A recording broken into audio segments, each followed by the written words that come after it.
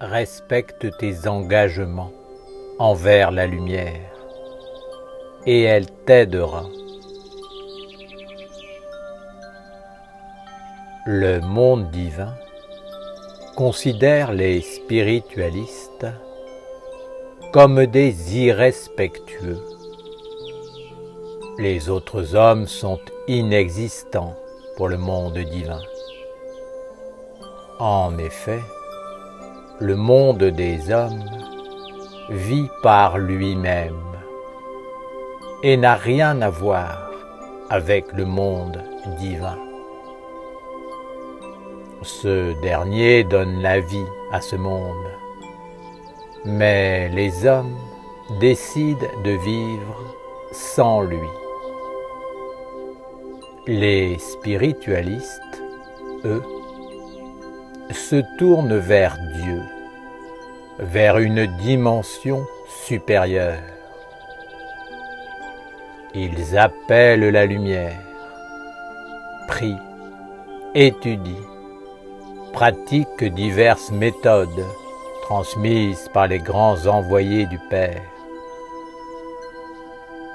Ils font toutes sortes de promesses, de souhaits, s'engagent en prononçant des paroles, des serments solennels, mais sont rarement fidèles. Ce sont des menteurs. Ils n'accomplissent pas 10% de tout ce qu'ils promettent pour glorifier les commandements du monde divin. Dans la nation essénienne, il en est qui entrent dans la ronde des archanges et ne respectent pas leurs paroles. Ils sont d'accord, ont compris quelque chose de vrai, d'authentique, s'engagent à porter un ange de la lumière, à protéger la ronde des archanges, à la soutenir et à glorifier le Père de la lumière. Mais après, ils retournent dans le monde des hommes et se font attraper par son influence. Ils oublient leur engagement, comme si leur promesse était juste une envie du moment et que leurs paroles n'avaient aucune valeur, que le monde divin n'était qu'un moment dans leur vie. Ils ne viennent plus soutenir la célébration de la ronde des archanges, comme si rien n'était important, ni eux, ni ce qu'ils font ou accomplissent dans la vie. L'essentiel pour eux est la vie terrestre, ce qu'ils vivent sur le moment et qui les accapare. Ils oublient qu'un ange comptait sur eux pour accomplir une œuvre. Pour eux, un ange n'est important que lorsque l'on en a envie. Et quand l'envie est passée, l'ange est bon à être jeté. Le monde divin est profondément déçu du monde des hommes et se tient sur ses gardes. Il se demande sur quelle terre il peut venir se poser si les hommes ne respectent pas la petite parole qu'il prononce. Il se dit que la terre des hommes est trop instable et changeante, qu'elle est faite de l'idée du monde, de la mouvance et des modes, qu'il n'y a plus rien de stable, rien qui vienne de l'éternelle tradition, rien de fort et de puissant. Il fut un temps où le seul fait de prononcer une parole d'engagement était suffisant pour lier les hommes dans un serment de fidélité au service du monde divin, jusqu'à leur dernier souffle. Ils engageaient toute leur vie, leur énergie, leur force, leurs liens, leur pensée créatrice pour la victoire de la lumière.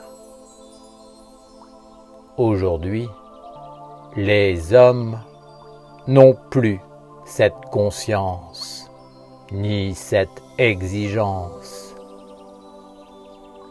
Ils considèrent le monde divin comme un plus, un chemin facultatif, un détail. Mais au jour de l'épreuve, lorsque leur vie s'effondre et qu'ils sont perdus, ils se tournent vers le Père de la lumière et ses représentants. Là, ils font toutes sortes de promesses. Lorsque leur vie s'arrange, très rapidement, ils oublient tout ce qu'ils ont dit. Pourquoi le monde divin considérerait-il de tels êtres et prendrait-il soin d'eux?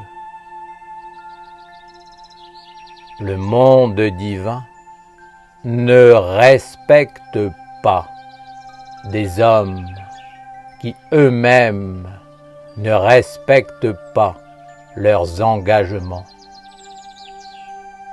Lorsqu'ils seront perdus, au moment de leur mort ou de l'épreuve, ils se tourneront vers nous et nous appelleront.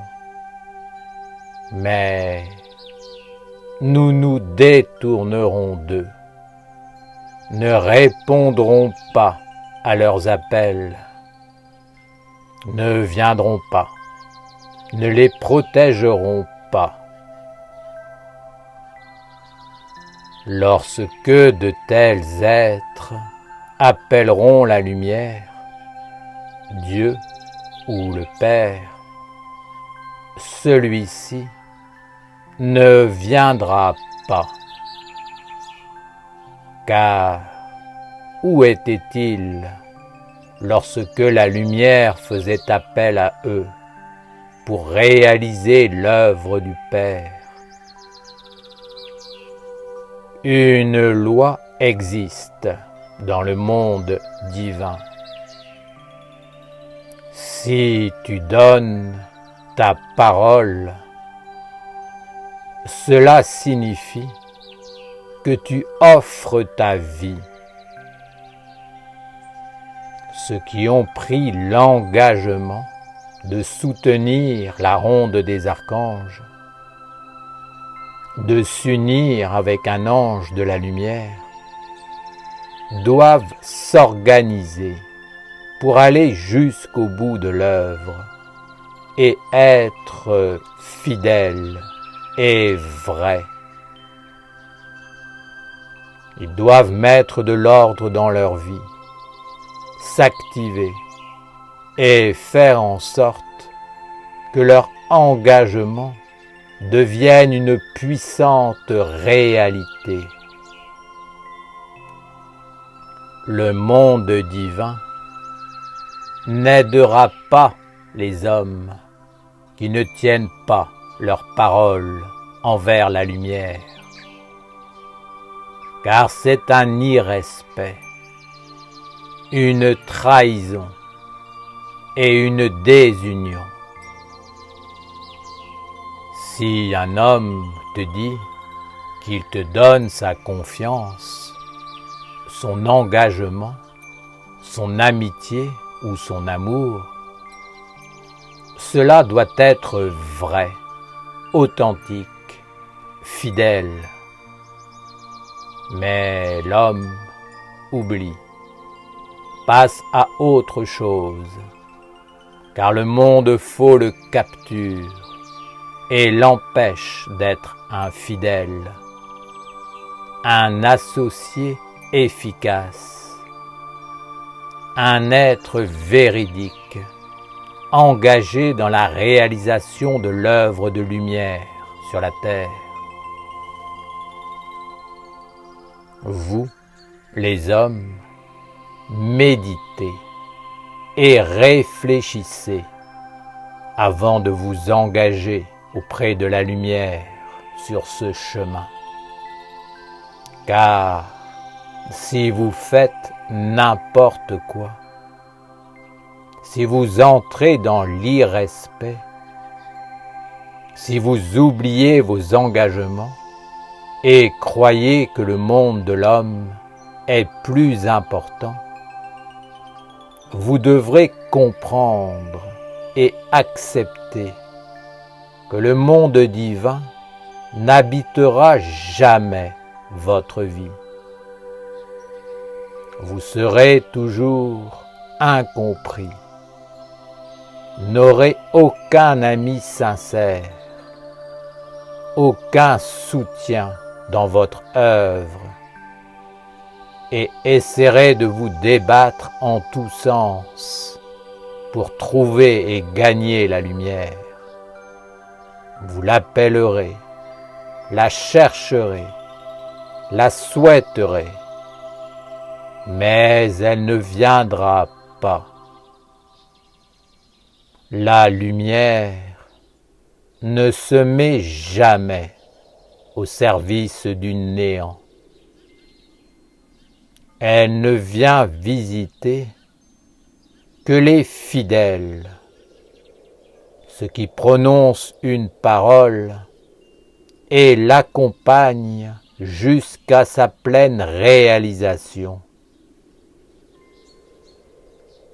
Sois intelligent et prononce ton engagement en conscience. N'agis pas avec le monde divin comme tu agis avec le monde des hommes. Dans le monde des hommes, rien n'a d'importance. Comprends qu'une parole donnée dans le monde divin est un acte concret. Si tu as l'intention de ne pas aller jusqu'au bout, ne commence pas et ne t'engage pas. L'homme doit se tenir à ses engagements envers la lumière et accomplir ce qu'il dit.